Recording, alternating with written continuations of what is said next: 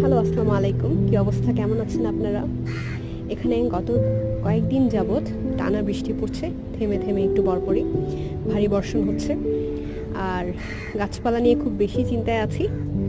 এই যে এই নাদুস নুদুস পিচ্ছি যেই কাঁটা জাতীয় গাছগুলো আছে, এই গাছগুলো নিয়ে একটু বেশি টেনশন হয়, কারণ অতিবৃষ্টি হলে এই গাছগুলোর অবস্থা খুব খারাপ হয়ে যায়। এই যেমন এই কিছু ক্যাকটাস আমি সাধারণ মিডিয়াতে লাগিয়েছি, আর ক্যাকটাস মিডিয়াতে লাগালে হয়তো টেনশন করতে হতো না, কিন্তু এই গাছগুলোতে প্রায়ই দেখা যাচ্ছে কিছু না কিছু মরে যাচ্ছে।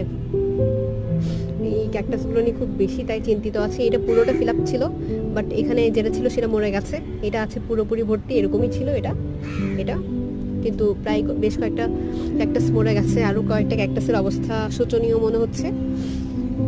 ভয় আছে খুব বেশি। বাকিগুলো নিয়ে টেনশন না হলেও এই ক্যাকটাস, কাটামুকুট, এই গাছগুলো নিয়ে খুব চিন্তা হয়। অ্যাডিনিয়াম